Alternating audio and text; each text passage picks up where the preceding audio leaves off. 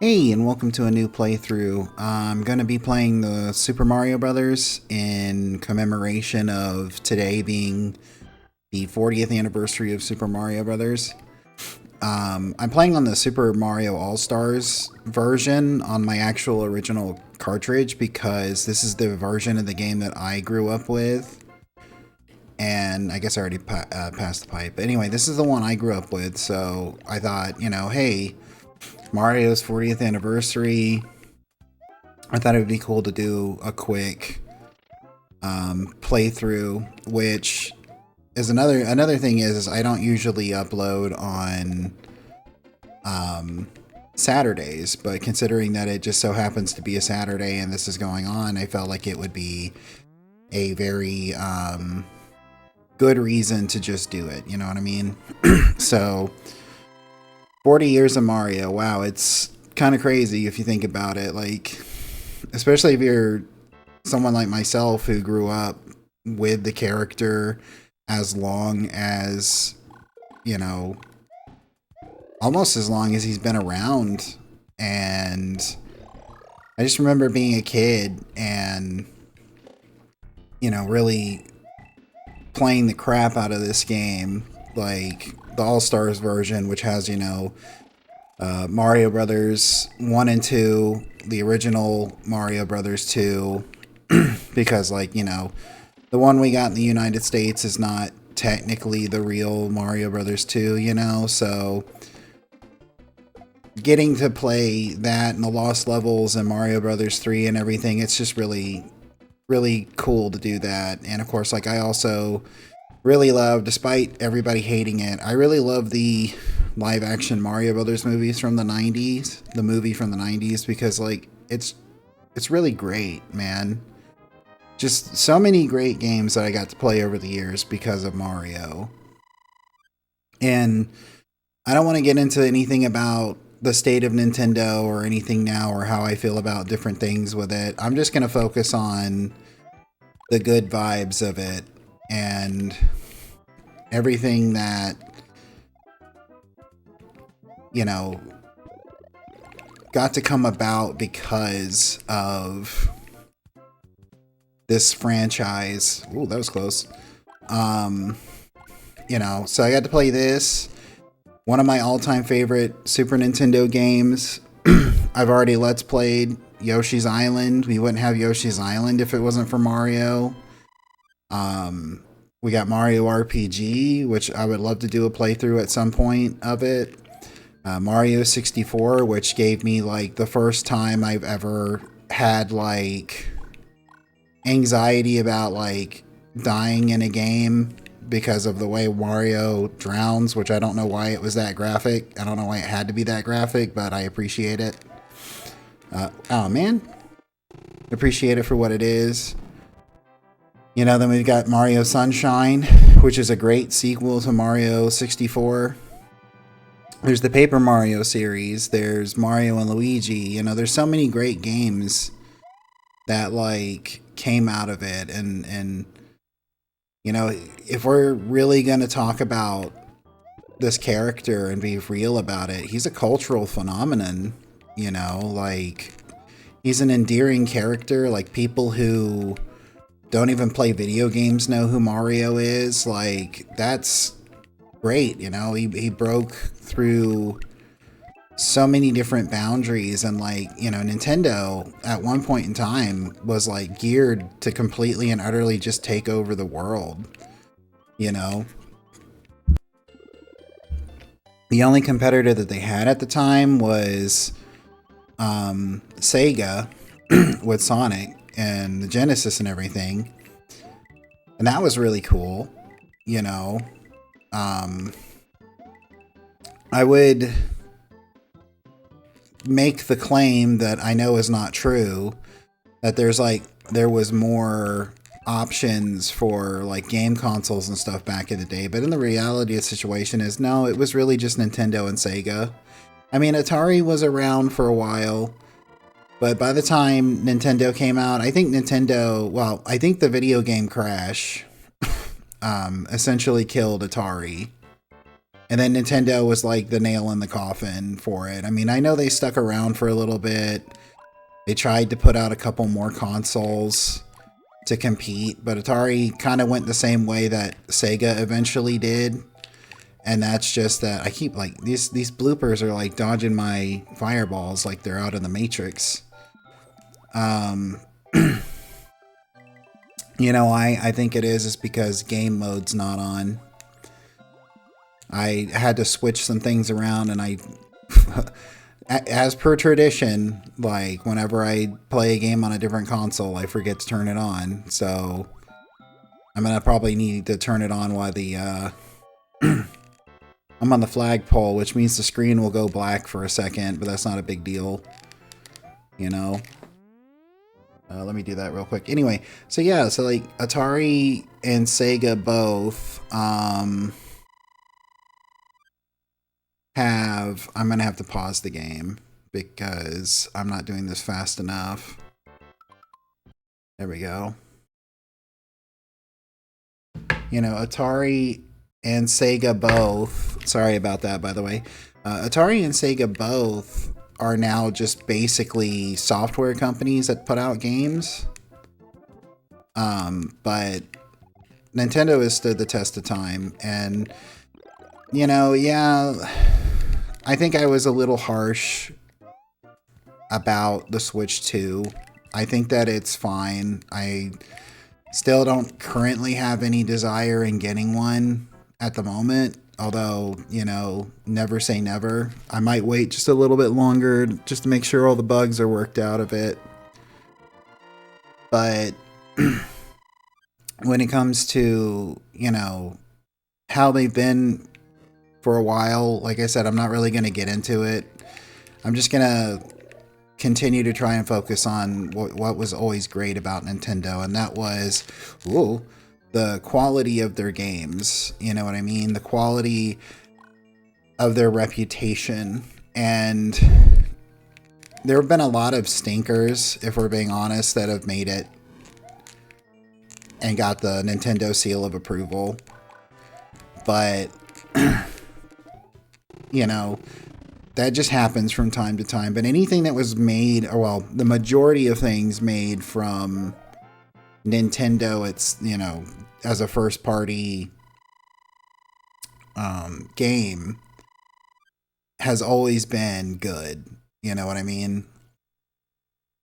Like, they've really cared about putting out a good product, and they cared about for a long time, you know, a fun experience.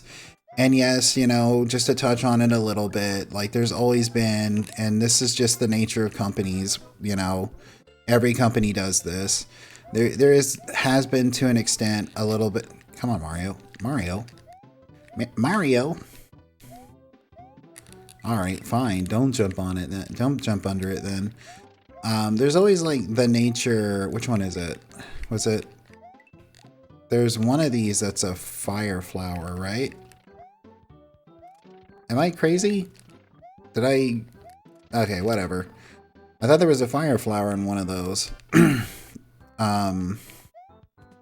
You know, that's just the nature of businesses. Businesses don't stick around if they don't make money. You know what I mean? And I don't know really just how much of it is a perspective of how I'm looking at it versus, you know, how the reality is with like it seeming like Nintendo's just being greedy, or the cultural difference of like Nintendo of America versus, you know, Nintendo of Japan, because, you know, they are two different types of cultures. And I'm gonna wait for these Koopas to pass. Ooh.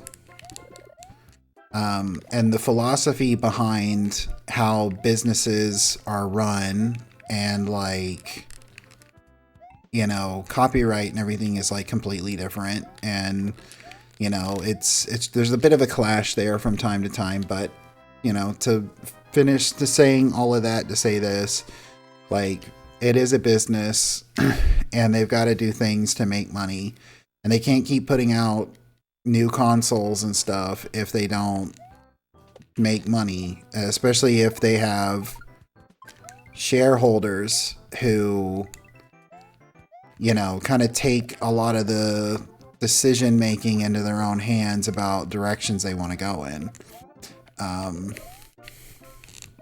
Because you have to be able to go to those shareholders and say, hey, this is a direction we want to go in, and here are the profits, and here are the how lucrative it would be to go in that way, you know, to get permission. So I'm going to leave that there and just go back to what I was saying. You know, Nintendo is one of the oldest, as far as I can remember, currently still in like game console and game software development companies. I mean, like I was saying earlier about Atari still, you know, has their hand in it. Toho still has their hand in it, you know. But if we're talking about, like, you know, they still make consoles, they still make things like that. Like, Nintendo's still around. And like I said, it's not the old, I mean, technically it's the oldest if you look back all the way to, like, the fact that they've been around since the 1800s. And they made card games, and they made several different types of toys before getting into the video game industry. You know, they like they've been around for quite a long time, is my point. And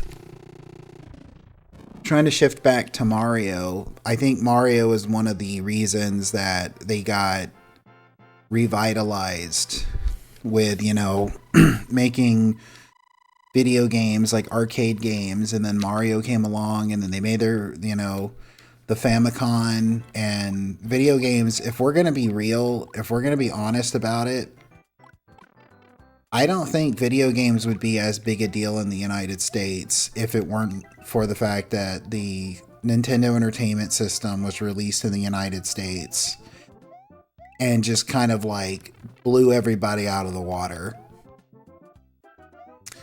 We can sit here and talk about like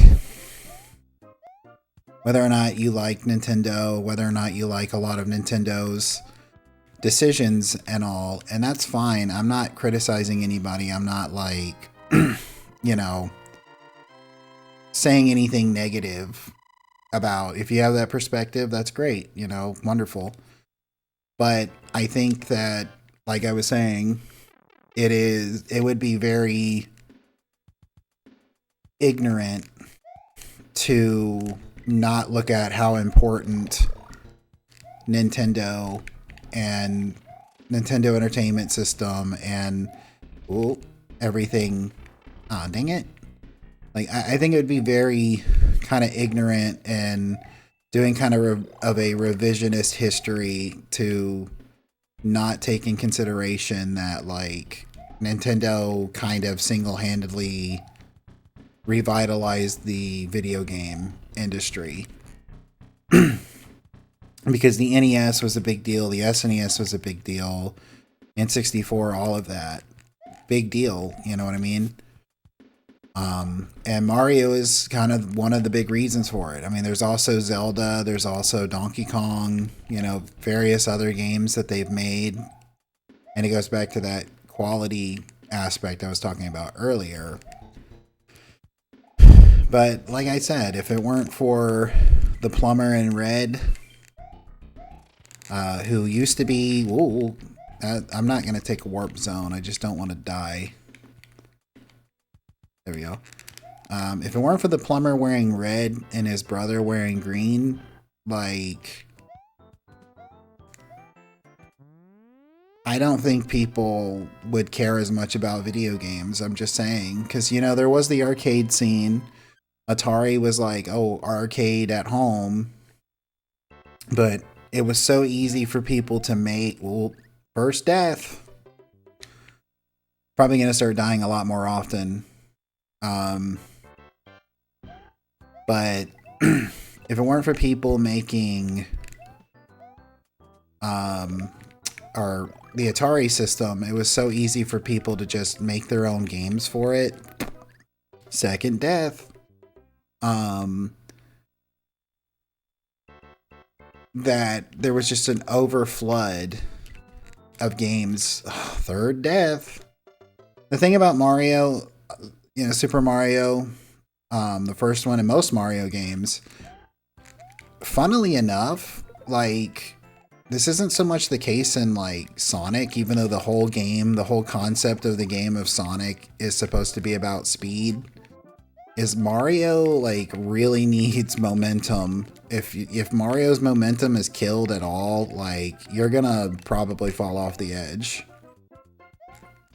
But yeah, just to finish what I was saying about that, people were just making games left and right, and there was an oversaturation of games to the point where it was like a lot of them were just low quality, and it just caused a lot of people to not care so much. And so when Nintendo came around with Mario Brothers, Legend of Zelda, and Kid Icarus, like, it changed everything. 3 games that kind of redefined what a game could be. I think it's top and then bottom, right? Like, I think you go through here and then you drop down and go under like this, right? Cool. I'm willing to take the hit to get through there. But yeah, so those 3 games redefined what games could be and really gave this idea that, the original Mario still cared about points. I haven't really played Kid Icarus. Oh, I can get a life here, can I? Yeah. Like, I've never really played Kid Icarus. I know there's a warp point part. Wait, I think this one's a warp pipe, but if you're not careful, I think it puts you where there's Hammer Brothers and without any power-ups, so that could be kind of bad. So I don't really know about Kid Icarus, but Zelda was like, Zelda defined that video games could be adventures. Oh, it's not this level. Oh, I think the Hammer Brothers are in the next level. Like, Zelda really defined like what a video game could be, like an adventure. It's not just like, what it is, but like 3 really strong games right out the gate. You know what I mean? Boing. Those springs are very like nerve-wracking at times. Hammer Brother. Oh man.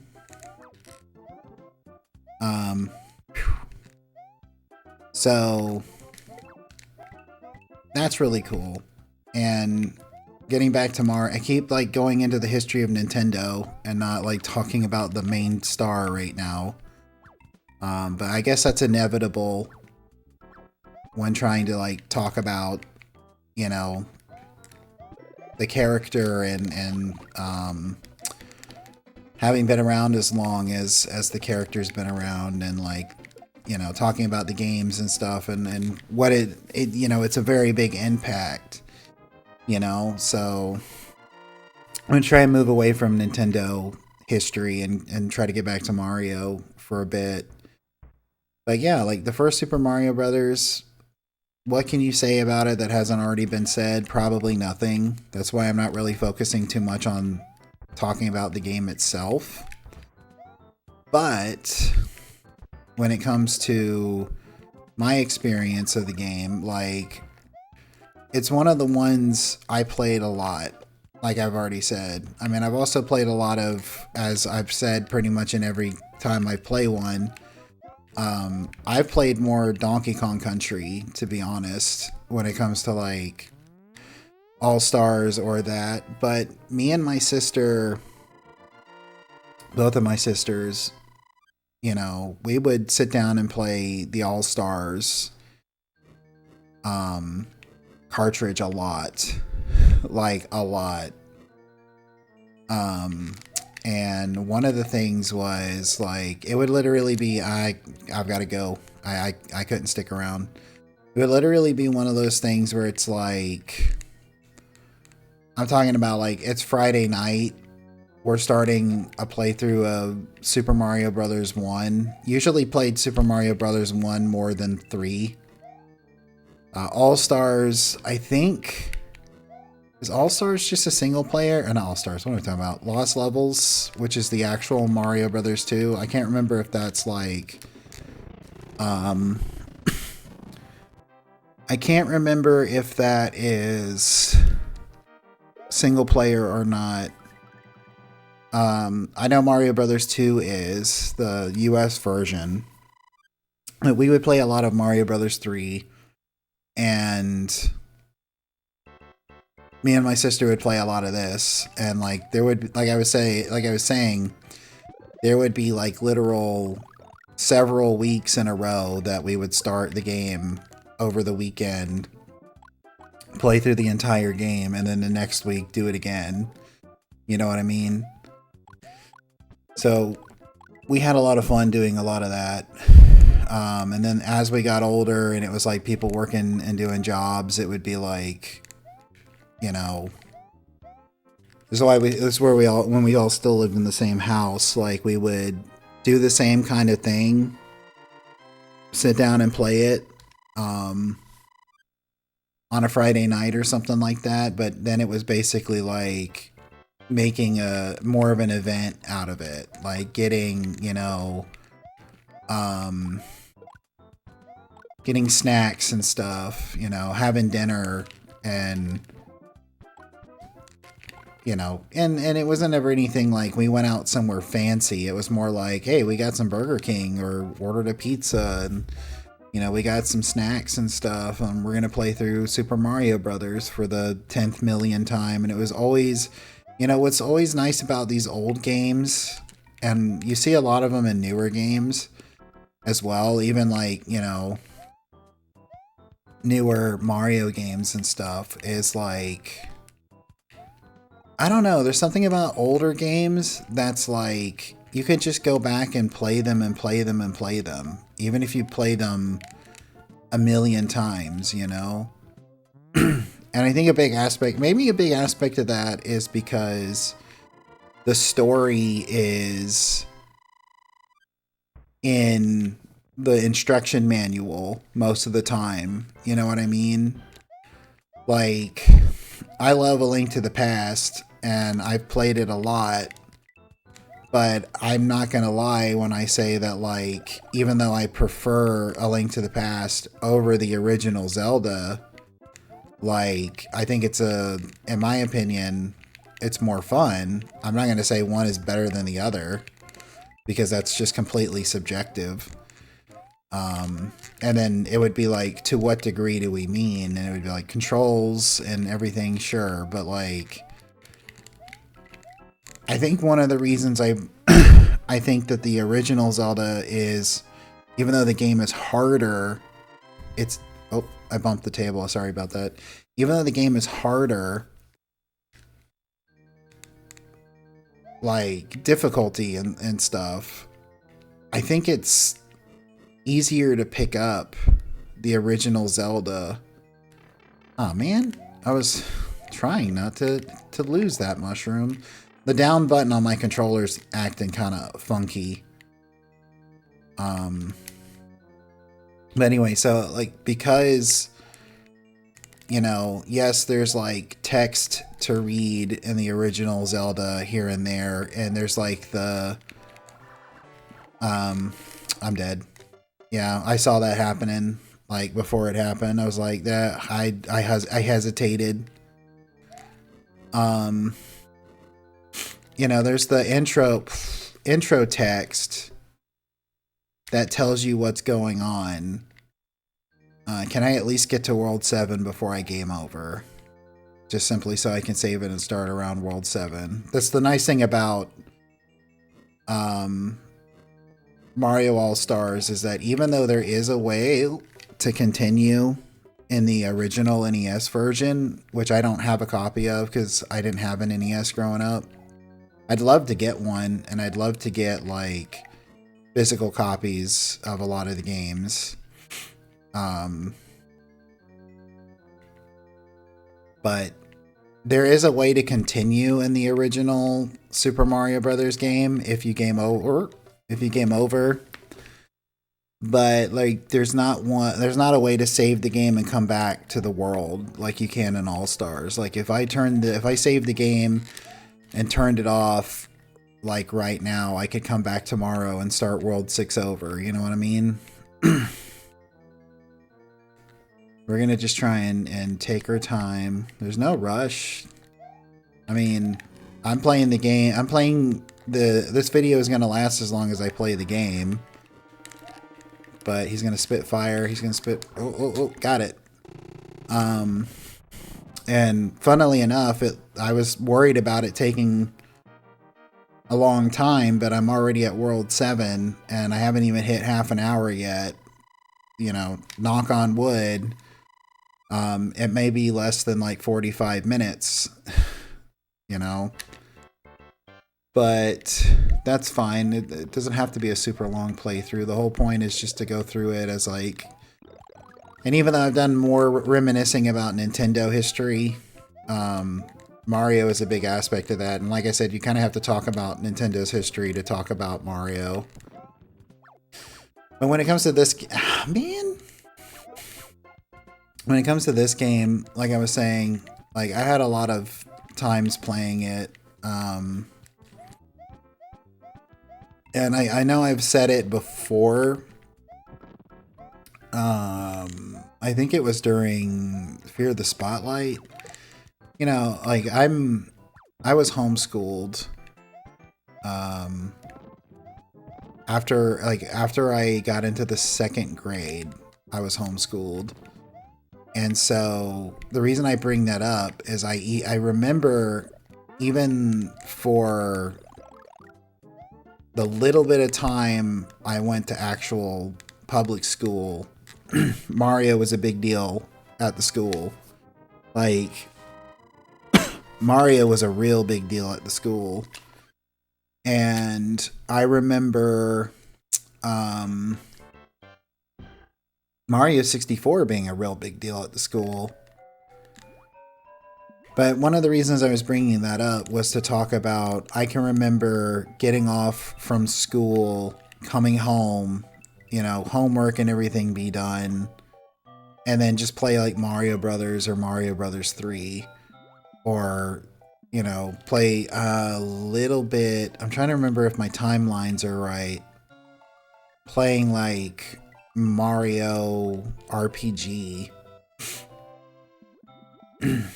But yeah, like, there's just so, like, it's crazy to think about it, but at one point there was, like, people think about it as, like, weird now, but, like, there was Mario games coming out left and right back in the day. And granted, yeah, I mean, it was a lot faster and a lot easier to make a game.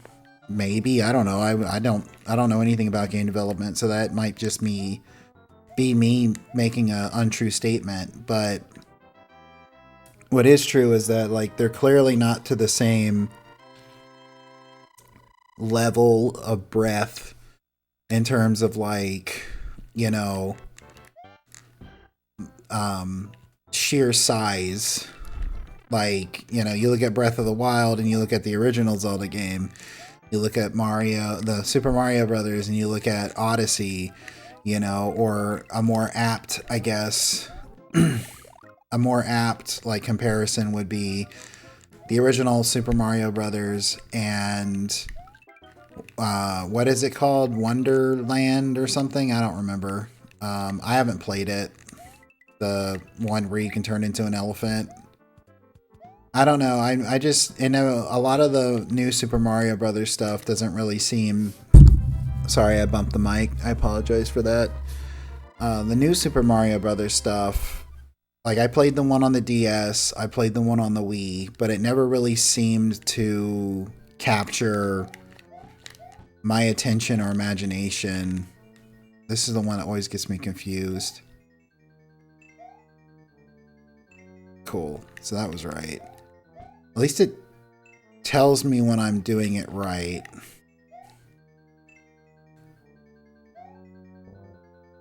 Okay, so that last one was wrong. So top, middle, top, basically.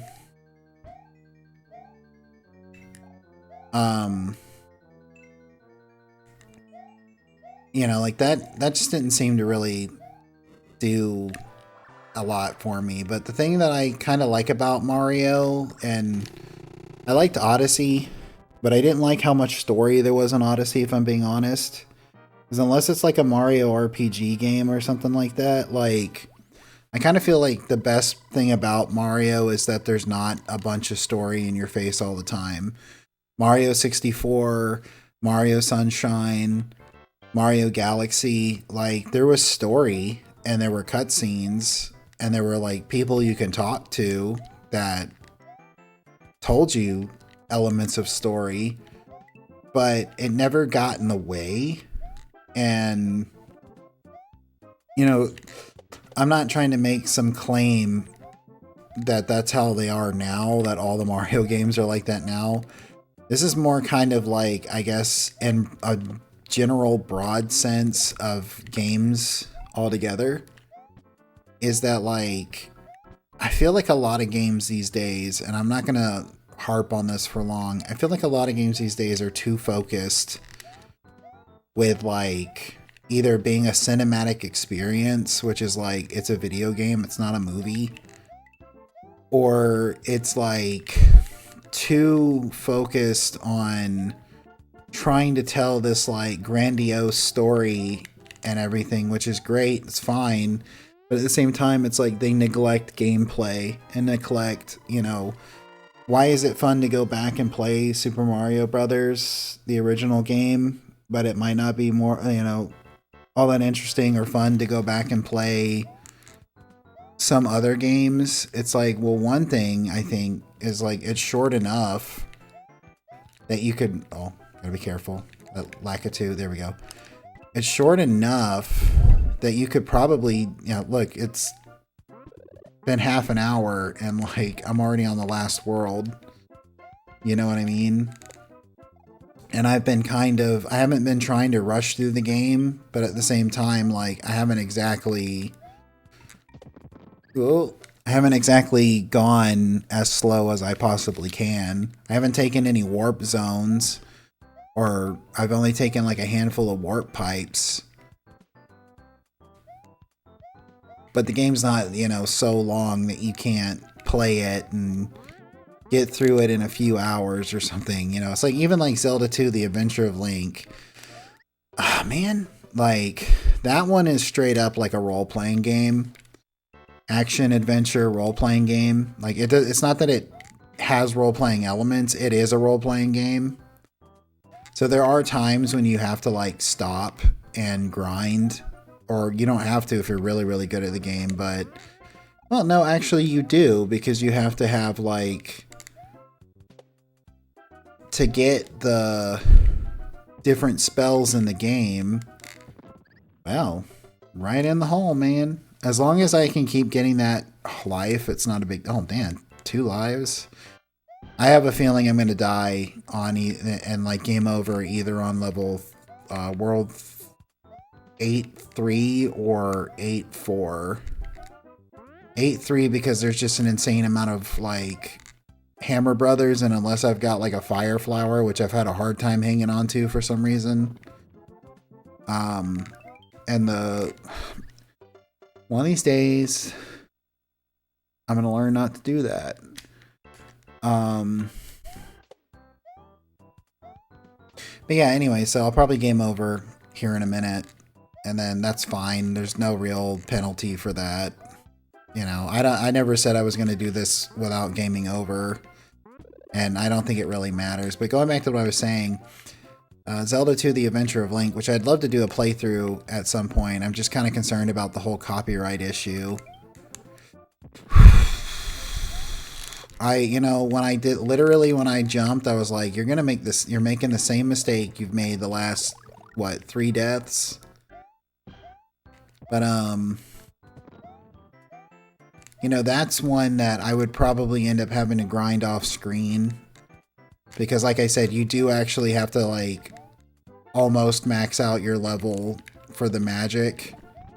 And you do have to get all the magic containers and everything just to get like the spells. Like, because you need one spell just to like do damage to the final boss, well, second to final boss.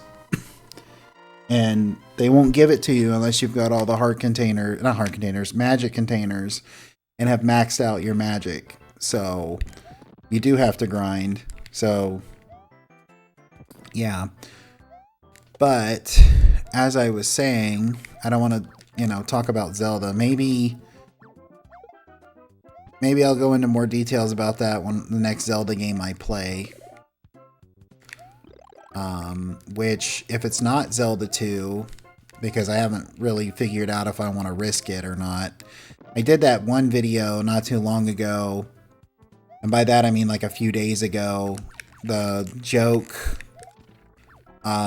Silk Song video, and I put the MC Hammer's Can't Touch This in it, and I didn't get a strike or anything, but there was like a claim on it, and they're like, this doesn't affect your video or anything, but like if money is made off of it, it goes straight to the people who own it. I'm like, I don't care about that. I'm not concerned about making money anyway.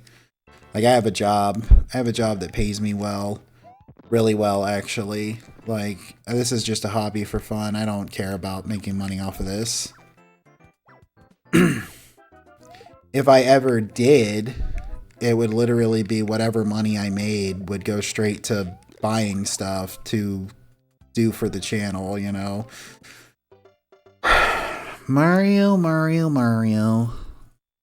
Jumping a little too soon, huh?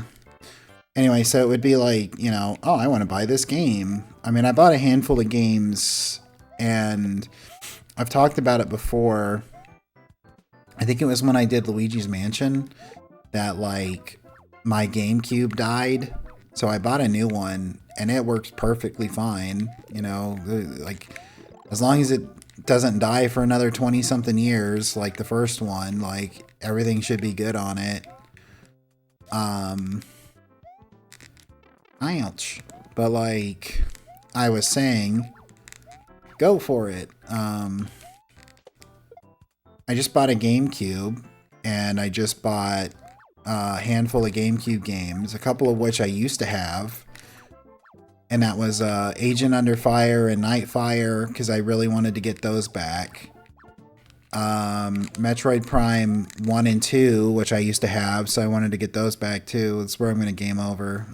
We're going to save and continue. Metroid Prime 1 and 2. I'm going to probably play a Metroid Prime playthrough at some point, but I will probably... I'm still debating on if I want to play the original Metroid or just skip to Super Metroid, because Super Metroid literally recaps the events of the first two Metroid games, which kind of makes it a little like unnecessary, and from the perspective of like, oh yeah, I want to play like the first one and stuff. I mean, eventually I would play the first one. I just don't know if I want to start with the first one, because the first one is really good. I mean, it's really, really good. It's rough around the edges in parts, but the thing about the original Metroid that a lot of people have problems with, and I had my problems with too, is that I was trying to play it like a modern Metroid game. Or I was, you know, and the same thing with like Zelda 2, The Adventure of Link. I didn't learn to play the game, like at first.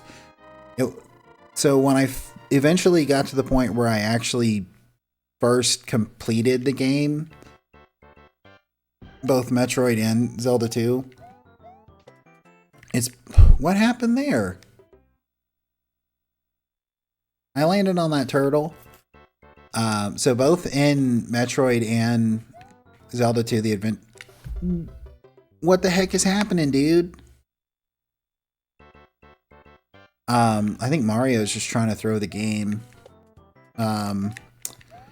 Both of those games I didn't actually beat the game until I played the game the way I needed to play the game.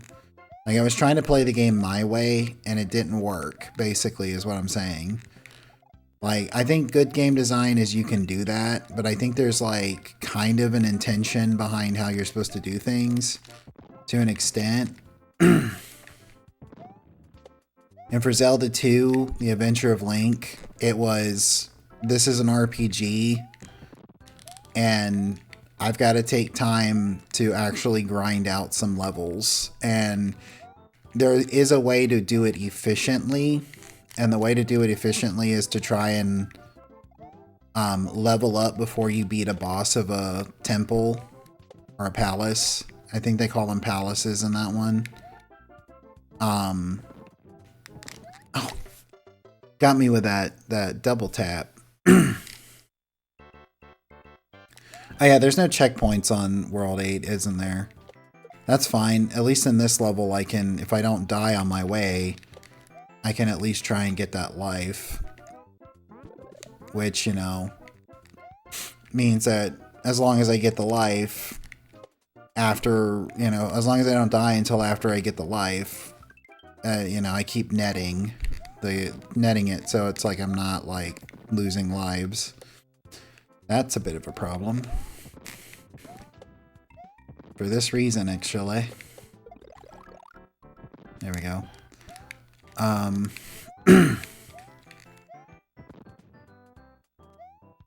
So yeah, you know, playing Zelda 2, it's like, once it was like, okay, I've got to actually grind out levels, or I've got to try and finish a palace so that I level up immediately from like 0 experience or very low experience.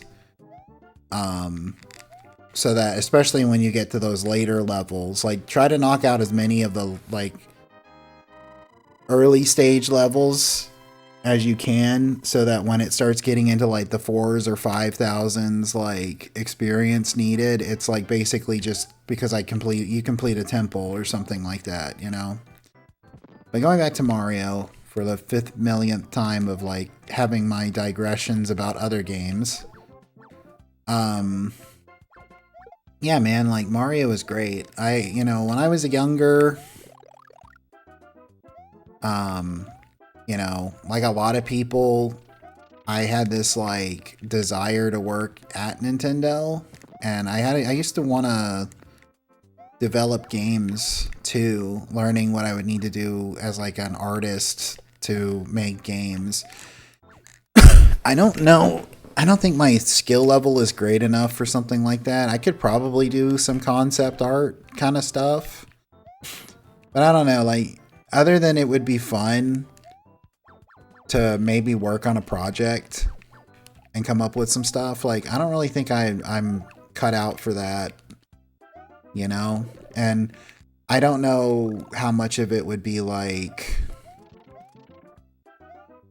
soured by the experience, or how much I really came to appreciate. But getting back to Mario, you know, I wanted to be a game developer at one point, and I wanted to work at Nintendo like a lot of kids from the 90s, you know, because that was just like, Nintendo was a pretty big part of our childhood. And Mario was at the forefront of that, as well as other, you know, franchises. For me, it was a lot of Donkey Kong Country, as I've already said. But, you know, that Italian plumber who, back in my day, wasn't fully an Italian plumber. Let's see, I think it's the... I think it was the next pipe. He actually was an Italian-American plumber from Brooklyn. And I thought that was a really cool little, you know, story element that they gave him. But for some reason, they kind of still go, oh, he's from Brooklyn. I think it's this one. I think you can go down all of these pipes, but the wrong pipe will take you back to the beginning. dying will also take you back to the beginning. I got limited lives. I got to be careful here.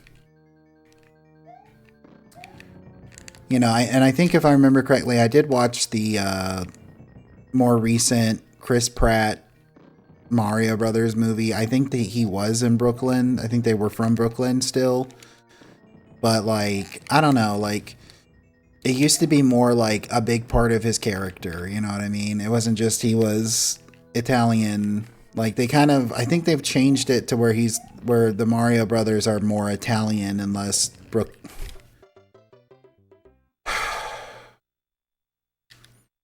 they're more Italian and less Brooklyn. But, I mean, it's whatever.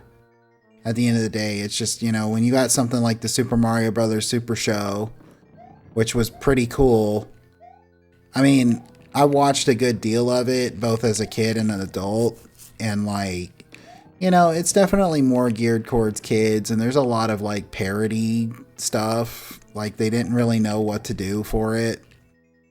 I mean, to be fair, like, you've got a lot of adults who probably don't play video games, who don't know anything. It's that pipe. We got to go into that one there. Let's see. We got to do this, yeah. Who don't play games, probably. Who just, like, we're given the concept. It's like, well, what do we do, you know?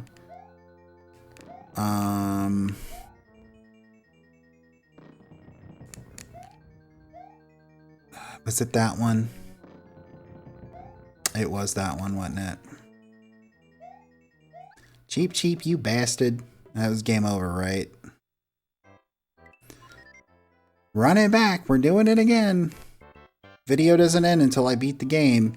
Alright, did you fall for it? Yeah, no, I just cut it back out like I was going to say I was going to do. Luckily, I got here with Big Mario, so if I can get to that, at least to that Hammer Bro as Super Mario here, like, I might have a chance to get past him, but we'll see. There's no reason to rush through it, I guess, so I can take my time.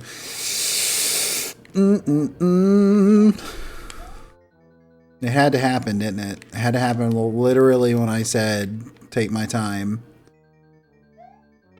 Alright. Such is fate, I guess. Fate has chosen this time and place to test our mastery over Earth, and we accept the challenge willingly.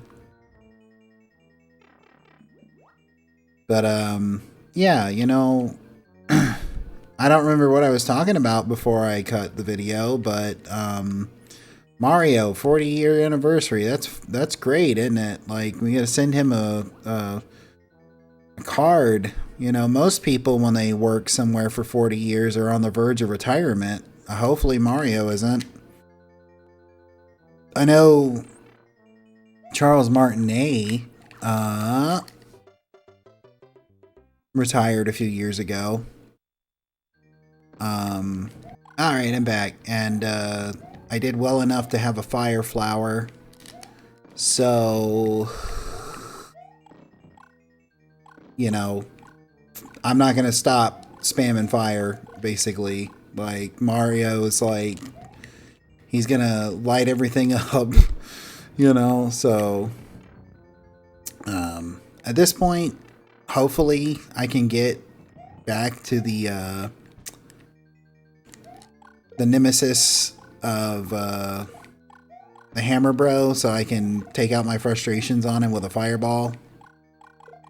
Which I kind of feel like, you know, unless you're just really good at timing, which really hard to tell with Hammer Bros in this game, because, like, it feels like they have no patterns. Kind of RNG, how many hammers they're going to throw when they're going to jump, that kind of stuff. But, like, I kind of feel like you kind of need the fire flower at least to get past that guy. God damn it. I knew that was going to happen.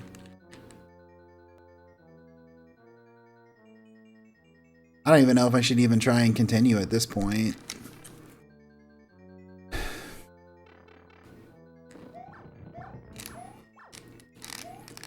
Fireball got me.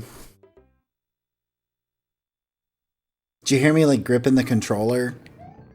And I'm doing this on original hardware. There are no like save states or anything like that, which I don't abuse those anyway, unless like I really have to.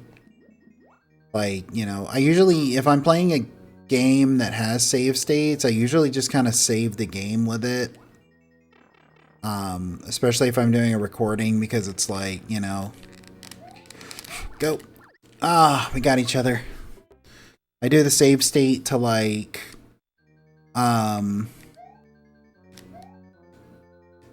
you know, save in between video recordings and stuff. Just so it's like, oh, if anything happens, you know, like I saved a state before and on another like slot, I saved the one after, and if like there's something wrong with the video, I can just go back.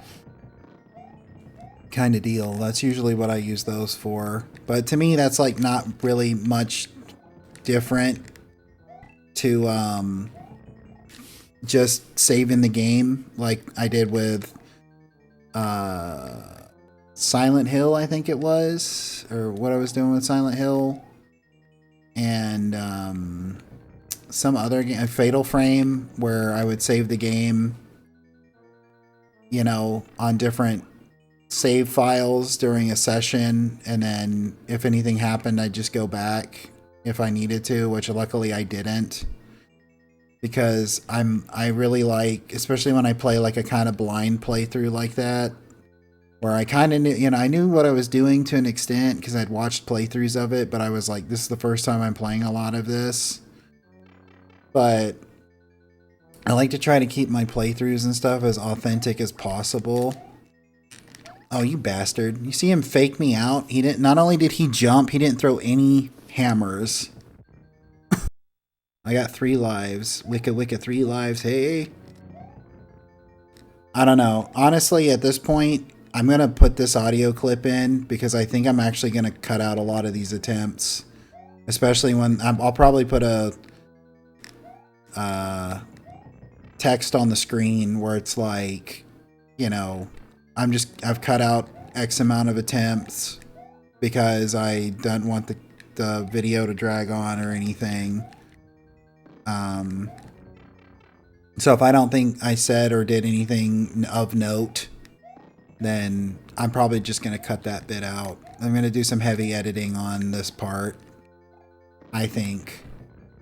Unless I can do it on this attempt, then I'll probably do... I mean, even if I do it on this attempt, I'm probably going to cut out some stuff and literally just say, hey, I'm going to cut out some stuff. Or I've cut... Like, when I did the Kirby's Dream Course, and, like... I kept getting really more and more progressively frustrated at the final boss because I was doing it wrong. You know, shame on me. Or egg on my face or whatever. But, like...